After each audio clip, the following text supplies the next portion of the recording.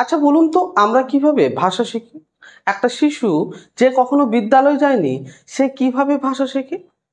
আমি খাচ্ছি, তুমি খাচ্ছ, তুমি যাচ্ছ, আমি যাচ্ছি, এই বাক্যগুলোর মধ্যে পার্থক্য খুঁজে পাই। এমন হাজার কৌতূহলী প্রশ্নের উত্তর খুঁজে বেড়ায় ভাষাবিজ্ঞান। নমস্কার, পিক পয়েন্ট টিউটোরিয়ালসের এই আলোচনা পর্বে আমি রাকেশ কর্মকার আলোচনা করব দ্বাদশ শ্রেণীর তৃতীয় সেমিস্টারের ভাষাবিজ্ঞান এবং তার শাখা নিয়ে। ভাষা কি? ভাষা শুধুমাত্র যোগাযোগের মাধ্যম নয়। ভাষা হলো একটি সংস্কৃতি, ভাষা হলো আমাদের পরিচয়। সুতরাং ভাষা নিয়ে আমাদের জানতেই হবে। আমরা প্রতিদিন কথা বলি, লিখি, শুনি, এই সমস্ত প্রক্রিয়াগুলো নিতান্তই সহজ সরল মনে হলেও এর পেছনে রয়েছে একটি জটিল প্রক্রিয়া। আর আমরা কেন ভাষা ব্যবহার করি, কিভাবে ভাষা ব্যবহার করি, এই সমস্ত কিছু নিয়েই আলোচনা করে ভাষাবিজ্ঞান। সুতরাং প্রশ্ন আসে যে ভাষাবিজ্ঞান কি?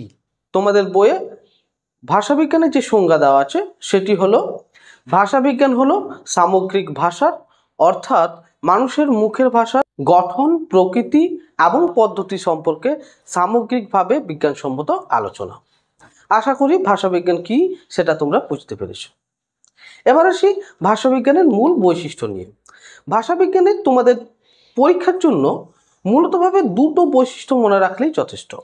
প্রথমত হলো, ভাষাবিজ্ঞান মূলতভাবে মানুষের মুখের ভাষা নিয়ে আলোচনা করে, লিখিত ভাষা এর আলোচনায় আসে না। দ্বিতীয়ত, ভাষাবিজ্ঞানের আলোচনা হলো বিশেষ থেকে সাধারণের দিকে, অর্থাৎ এই আলোচনা পদ্ধতিকে আরোহমূলক আলোচনা বলা হয়। এই দুটো বৈশিষ্ট্য তোমরা মনে রাখলেই যথেষ্ট হবে। এবার তাহলে প্রশ্ন আসে যে ভাষাবিজ্ঞান কেন শুধুমাত্র মানুষের মুখের ভাষা নিয়ে আলোচনা করে? এর কারণ রয়েছে দুটি। প্রথম কারণ, মানুষের আবির্ভাবের সময় থেকেই বিভিন্ন বিবর্তনের মধ্য দিয়ে মানুষ ভাষা বলতে শিখেছে। এরপর একটি ভাষা থেকে ধীরে ধীরে নানান ভাষা সৃষ্টি হয়েছে এবং বিবর্তনের মধ্য দিয়ে সে ভাষাগুলো সৃষ্টি হয়েছে, এবং প্রত্যেকটি মানুষ কোনো না কোনো ভাষা ব্যবহার করে থাকে। তার তুলনায় আমরা যদি লক্ষ্য করি তাহলে লিখিত ভাষা অনেকটাই নবীন, এবং হয়তো প্রায় 5000 বছর আগে থেকে লেখা শুরু হয়, কিন্তু তার আগে থেকেও মানুষ কিন্তু কথা বলতো এবং তাদের মুখের ভাষাই ছিল প্রধান। সুতরাং ভাষাবিজ্ঞানের আলোচনায় মূলতভাবে এই মানুষের মুখের ভাষায় আলোচিত হয়। দ্বিতীয় কারণটি হলো, আমাদের দেশের, শুধুমাত্র দেশের নয়, পুরো বিশ্বের প্রায় সকল মানুষই কোনো না কোনো ভাষায় কথা বলে। তার তুলনায় লিখতে জানে এমন মানুষের সংখ্যা খুবই কম। তাহলে দুটো কারণ তোমরা বুঝতে পারলে কেন ভাষাবিজ্ঞানের আলোচনায় মূলতভাবে মানুষের মুখের ভাষা নিয়ে আলোচনা করা হয়। এবার আসি ভাষাবিজ্ঞানের আলোচনার যে ধাপ, সে ধাপগুলি সম্পর্কে। মূলতভাবে ভাষাবিজ্ঞানের আলোচনার যে ধাপগুলো, সে ধাপগুলো আমরা 5টি ধাপে ভাগ করতে পারি। তাহলে আমরা লিখব কি? ভাষাবিজ্ঞানের আলোচনার ধাপ। ভাষা বিজ্ঞানের আলোচনার ধাপ সমূহ।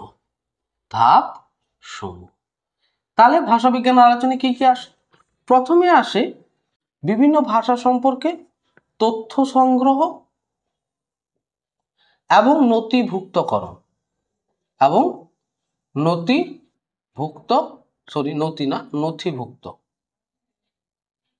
নথিভুক্ত।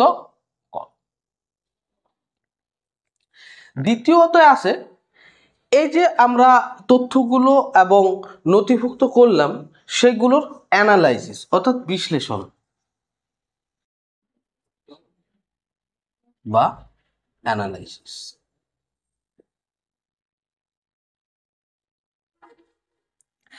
তৃতীয় ধাপে রয়েছে এই যে ভাষাগুলোর যে বিভিন্ন তথ্য আমরা বিশ্লেষণ করলাম, এই বিশ্লেষণের মধ্য দিয়ে সেগুলি সাধারণীকরণ।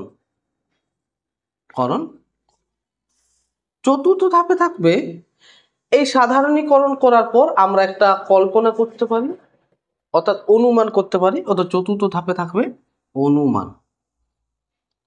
অনুমান বা একে বলা হয় হাইপোথিসিস। আমাদের পঞ্চম ধাপে থাকছে অনুমান থেকে আমরা কি করব, যা অনুমান করছি সেটা সঠিক কিনা সেটার জন্য আমরা যাচাই করব। তাহলে আমাদের থাকছে যাচাইকরণ বা ভেরিফাই করা। এবং সর্বশেষে থাকছে একটি এই সমস্ত কিছু শেষে ভাষা সূত্র আবিষ্কার করা। এই হলো ছোটা পদ্ধতি। এই ছোটা পদ্ধতি বা এই ছোটা ধাপের মধ্য দিয়ে আমাদের ভাষাবিজ্ঞান আলোচনা করে। এবার আসি ভাষাবিজ্ঞানের প্রধান তিনটি শাখা নিয়ে। একে আমরা প্রধান তিনটি ধারাও বলে থাকি, অর্থাৎ ভাষাবিজ্ঞানের ত্রিধারা নিয়ে। তাহলে আমরা আলোচনা করবো এরপর ভাষাবিজ্ঞানের ত্রিধারা নিয়ে। মূলতভাবে ভাষাবিজ্ঞান আলোচনার যে প্রধান তিনটি ধারা সেটি হলো প্রথমত ঐতিহাসিক ভাষাবিজ্ঞান, দ্বিতীয়ত তাহলে প্রথমত হলো ঐতিহাসিক ভাষাবিজ্ঞান, দ্বিতীয়ত হলো বর্ণনামূলক ভাষাবিজ্ঞান,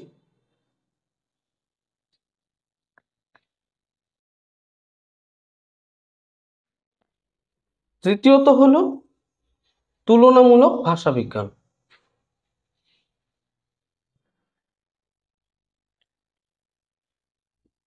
এই প্রধান তিনটি ধারা বা প্রধান তিনটি শাখা রয়েছে ভাষাবিজ্ঞানের।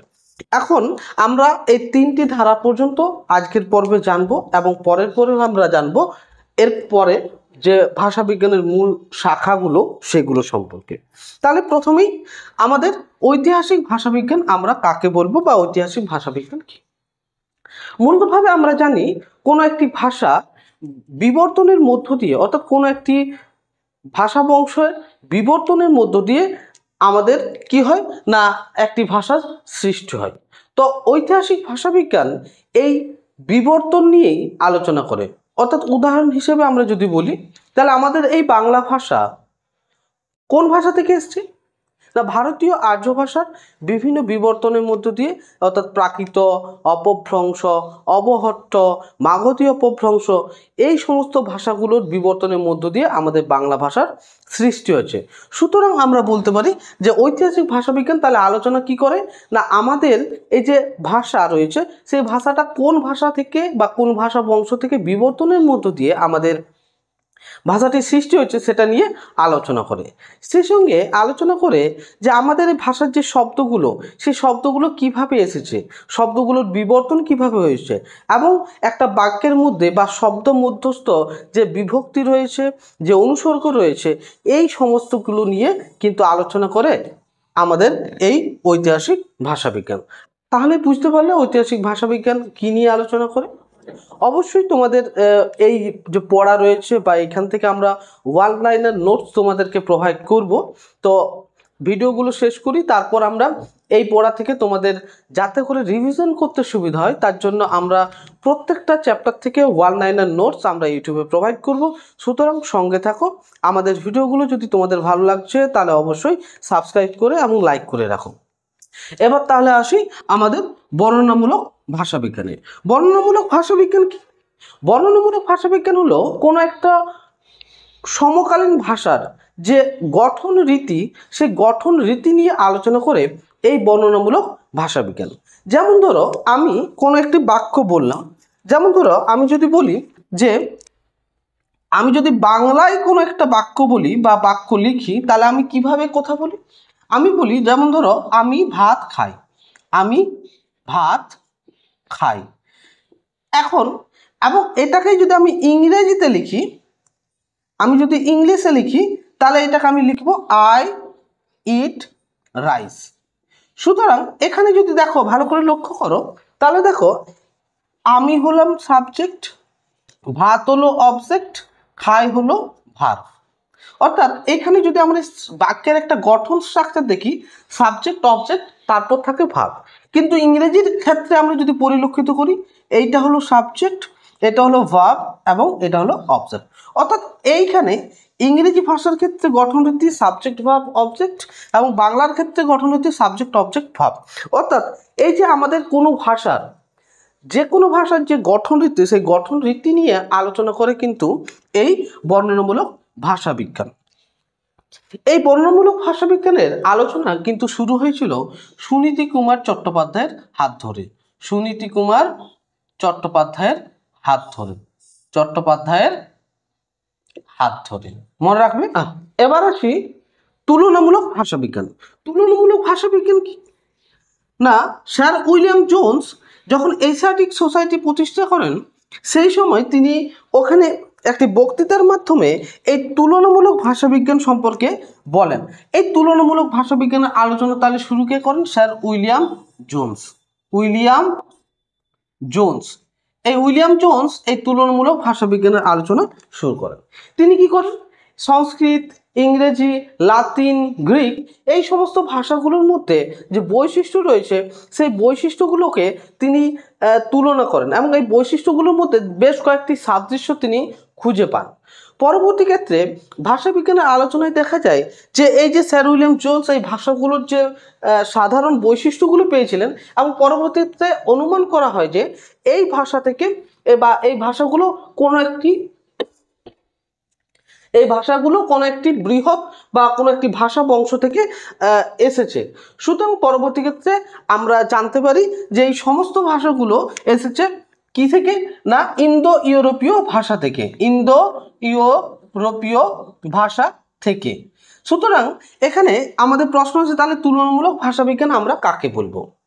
মূলতভাবে একাধিক ভাষার মধ্যে মিল বা সাদৃশ্য খুঁজে বার করে বা সাদৃশ্য খুঁজে তাদের যে ভাষা বংশ, অর্থাৎ তারা যে ভাষা বংশ থেকে বিবর্তনের মাধ্যমে সৃষ্টি হয়েছে, সেই ভাষা বংশর কল্পনা করাই হলো এই তুলনামূলক ভাষাবিজ্ঞানের প্রধান আলোচনা। যেমনটা বললাম যে লাতিন, গ্রিক এই সমস্ত ভাষাগুলো যখন সাদৃশ্য পাওয়া যায় এবং সাদৃশ্য থেকে একটা কল্পনা করা হয়, নিশ্চয়ই এরা অন্য কোনো ভাষা থেকে বিবর্তিত হয়ে সৃষ্টি হয়েছে এবং সেই ভাষাটি হলো ইউরোপীয় ভাষা। আশা করি তোমরা আজকের আলোচনা খুব ভালোভাবে বুঝতে পারলে। এরপরে আলোচনায় আমরা আলোচনা করব ভাষা বিজ্ঞানের বিভিন্ন শাখা নিয়ে। ধন্যবাদ।